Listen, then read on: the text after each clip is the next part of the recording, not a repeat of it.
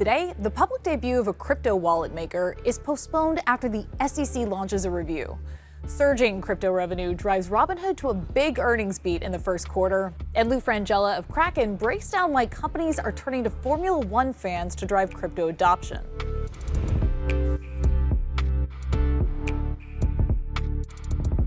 Welcome to CNBC's Crypto World. I'm Mackenzie Sigalos. The crypto market is largely unchanged this morning, with Bitcoin hovering at around $62,000 at noon Eastern. Ether was flat in the day as well, still trading at $3,000. Solana inched slightly higher to $146. Okay, let's talk about the top stories.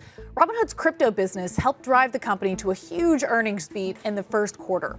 The company reported earnings after the bell on Wednesday, with revenue coming in at $618 million for the quarter, compared to estimates of $549 million. EPS came in at 18 cents per share compared to 6 cents expected. Cryptocurrency trading accounted for $126 million in revenue in the quarter. That is a 232% increase in crypto transaction revenue year over year. Investors jumped in to take advantage of this year's rally. Robinhood CEO Vlad Tenev joined CNBC's Kate Rooney on Last Call to talk about the quarter's huge crypto boom. We were proud of this quarter because it really shows that the strategy is working. And if you remember, we're focused on three things: winning the active trader market, growing wallet share with our customers, and expanding internationally.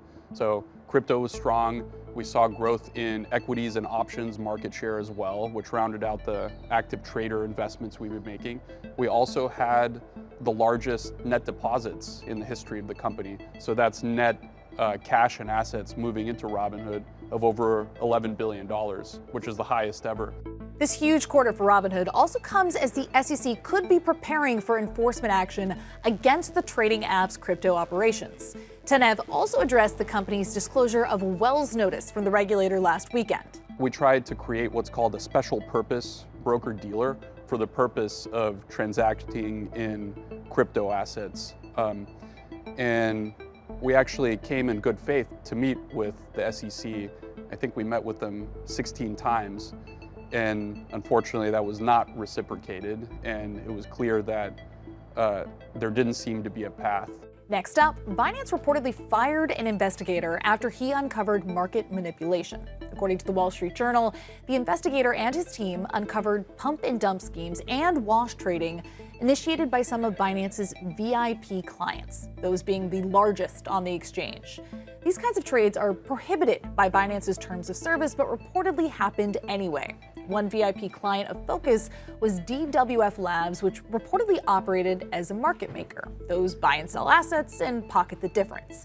The Wall Street Journal reports that the investigation team found that DWF was manipulating the price of multiple tokens. The team reported those findings, but insiders told the Journal that Binance instead launched an investigation into the surveillance team. Now, that investigation reportedly concluded that the head of the team collaborated with a DWF competitor, and he was subsequently fired toward the end of last year.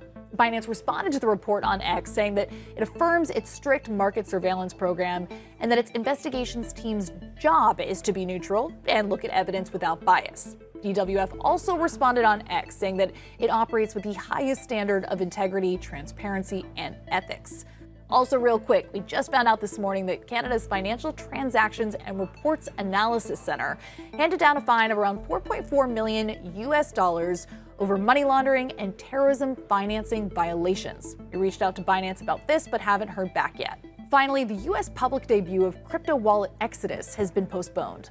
The company behind the wallet, the Exodus Movement, was supposed to list on Thursday in the New York Stock Exchange's American market designed for growing businesses. But on Wednesday, NYSE American told the company that the listing was delayed thanks to a review by the SEC. In a press release, the company's CEO, JP Richardson, said that the firm was surprised and confused by the last-minute decision, but that Exodus remains hopeful that the SEC will treat the company as the law intends. Exodus also said in the release that it will reconsider listing on a national securities exchange at a future date after the SEC review, but for now, Exodus will keep trading on over-the-counter markets. All right, let's talk about crypto and sports for our main story. The Miami Grand Prix took place last weekend, and the event was filled with crypto partnerships. Crypto World's Jordan Smith spoke with Kraken's Frangella about why the exchange sees Formula One as the right place to attract crypto interest. So, Lou, I'm checking in with you because this is, I believe, the fourth Formula One event in the U.S. that Kraken has been a part of. There have been some others outside the U.S. too. But you were in Miami last weekend for the Grand Prix. You had a fan zone there. Talk about how that event went and what did interest look like at the Miami Grand Prix? Yeah, the fan zones that Williams have been doing have been really exciting. I think, when you think about Formula One in general, it's an inaccessible sport for a lot of people, right? It's very expensive. It hits certain locations throughout the year, even though they hit a number of different countries, I think over 20. But Williams has created this model with these fan zones that allow free access to fans to come and enjoy and get a taste of Formula One. They bring the drivers, they bring the team principal. There's a number of activations set up. So when we partnered with them, we felt like this was a great opportunity to help elevate those experiences. Miami was absolutely incredible. So, again, free to enter, but we provided some additional free experiences and access to people that, have come into the Kraken ecosystem since the partnership. We had about 20,000 attendees of the fan zone throughout the week, which I think is very phenomenal and right on target with the numbers that we've seen across the year in terms of its scaling. So it was great. The race itself, I think, was the highest viewed F1 race in the US of all time. So it definitely lived up to the hype. Yeah, it's been a little more than a year actually since you partnered with Williams. You've done Austin, you've done Las Vegas, and others, and we've talked about that partnership on Crypto World in the past. But I want to know how it's going so far. You mentioned the amount of people that have come to these fan zone events. You're talking about the growing viewership of Formula One in the U.S. Talk about why this partnership worked for Kraken. What made you so excited for it? Yeah, Williams was the perfect partner for us. We obviously had a number of different conversations just generally on, where to align our brand. And they checked all the boxes with us, from mission to brand to the values. Obviously our mission is to accelerate the worldwide adoption of cryptocurrency to help others achieve financial freedom and inclusion. Williams is very aligned with that mission. When we were looking at, why them, there's a number of factors. One, they're one of the oldest F1 teams in the sport. The legacy is so important. Obviously, we've been around for over 12 years, almost 13 at this point as well in the crypto industry. So if you calculate the dog years, it adds out to be sort of the same thing.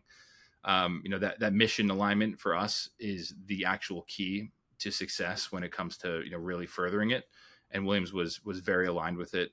We've done a number of things with them last year, as I'm sure that you've already discussed, but this grid pass program that we've created with them is basically a way to give access and exposure to people to, blockchain technology and crypto in a way that's easy, that's educational, that's understandable, that helps further their fandom. So, the fact that we've been able to build this with them and make it free for people, I think we've seen a lot of success with it. And I don't think there's any other partner on the grid out there that would be willing to do something like that and really, match values in that way.